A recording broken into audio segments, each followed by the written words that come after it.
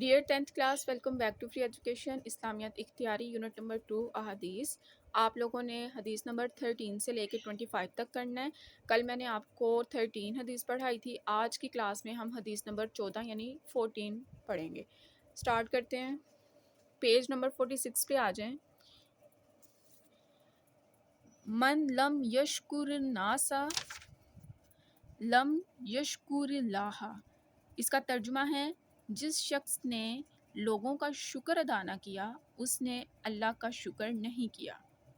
اب معنی میں دیکھیں، لم یشکر، اس نے شکر نہ کیا یعنی نعمت دینے والے کا شکریہ ادا نہ کیا۔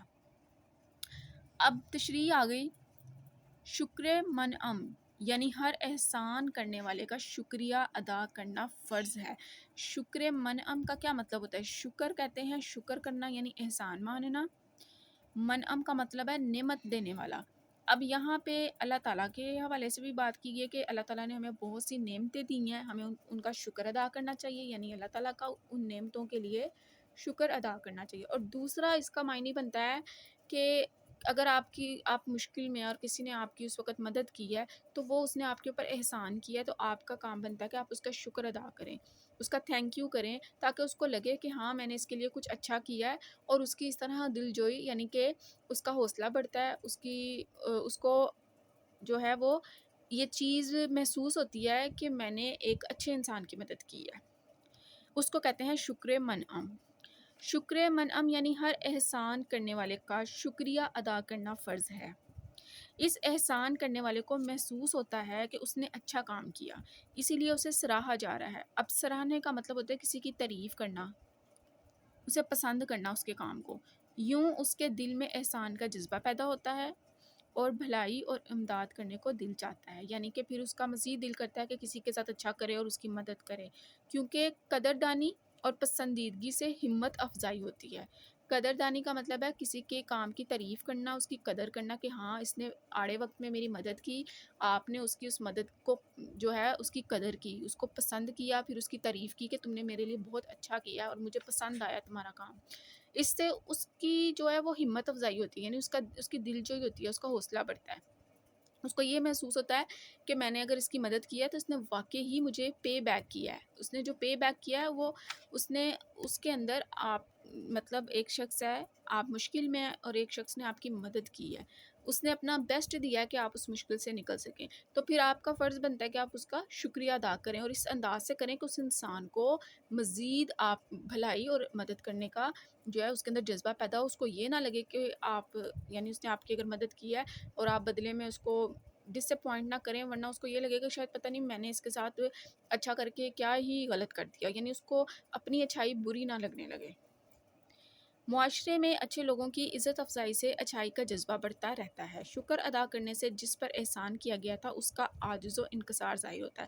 اب عاجز و انکسار کا مطلب ہوتا ہے جھکاؤ، عاجزی، جسے ہم انگلش میں کہتے ہیں ڈاؤن ٹو ارتھ، یعنی کہ اگر کسی نے کسی کی مدد کی ہے تو پھر اس انسان کا فرض بن جاتا ہے کہ وہ جھکاؤ اور نرمی اختیار کرے، یعنی کہ وہ اس کا احسان مانے، اس کا شکر ادا کرے، نہ کہ بدلے میں اس کو کہ اس کے سامنے جو ہے وہ مغرور ہو جائے، ایسا نہیں کرنا۔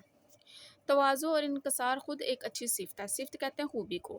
اب انکسار کا مطلب ہوتا ہے عجز و انکسار یعنی جھکاؤ، نرم مزاجی۔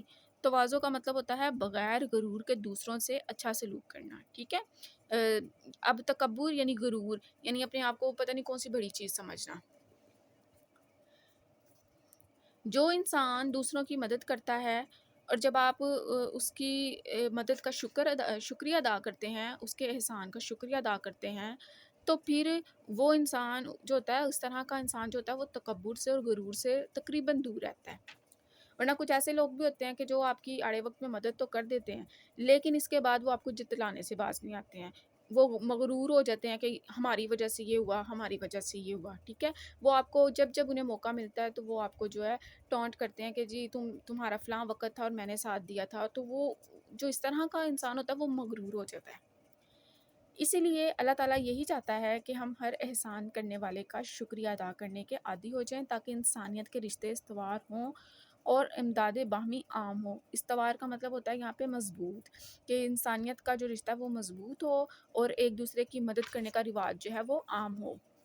یہ ایک حقیقت ہے کہ انسان کو جس کسی سے جو فائدہ پہنچتا ہے وہ اللہ تعالیٰ کی طرف سے ہوتا ہے، مگر اس دنیا میں ہر رشتے کے لیے اسباب بنا دیے گئے ہیں، یعنی وسیلے۔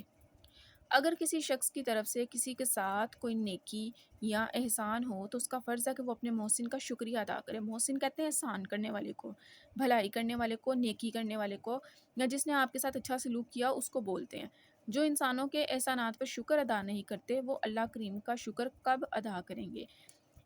اب یہ بھی ایک پوائنٹ یہاں پہ اس نے جو ہے اس کو پرومیننٹ کیا ہے کہ جب تک اللہ نہ چاہے کوئی آپ کی مدد کر نہیں سکتا، اور جب تک اللہ نہ چاہے کوئی آپ کی مدد سے آنے سے روک نہیں سکتا، ٹھیک ہے۔ ہر طرف اللہ تعالیٰ ہی ہے پہلے تو۔ جو انسان جو ہے جب آپ مشکل وقت میں ہوتے ہیں، آڑے وقت میں ہوتے ہیں، اور کوئی انسان آپ کی ہیلپ کرتا ہے تو اس وقت اگر آپ نے اس کا شکر ادا نہیں کیا تو اٹ مینس کہ آپ اللہ کا بھی نہیں کرتے ہیں، ٹھیک ہے۔ کیونکہ اللہ تعالیٰ دراصل خود نیچے آ کے آپ کے مسئلے سارٹ آؤٹ نہیں کرتے، وہ انسانوں کے روپ میں آپ کے لیے جو ہے وہ آپ کی پریشانی کا، آپ کی پرابلم کا حل بھیجتے ہیں۔ تو اسی لیے کہا گیا ہے کہ جو آپ کی مدد کرے، جو آپ پہ کوئی احسان کرے، اس کا جو ہے وہ شکریہ ادا کریں اور اس کا احسان مانیں، اور اس کے ساتھ اللہ کا بھی کریں۔ لیکن اگر آپ نے اس کا نہیں کیا تو اٹ مینس آپ کے نزدیک اللہ تعالیٰ کے بھی جو ہے وہ احسان کی کوئی اہمیت نہیں ہے۔ اسی لیے جو لوگ اپنے احسان کرنے والوں کے شکر گزار ہوتے ہیں وہ اللہ تعالیٰ کے بھی شاکر بندے ہوتے ہیں۔ اب شاکر کا کیا مطلب ہوا؟ شکر کرنے والا۔ جو لوگوں کا شکریہ ادا نہیں کرتے وہ عام طور پر اللہ تعالیٰ کے بھی باغی ہوتے ہیں، یعنی نافرمانی کرنے والے ہوتے ہیں۔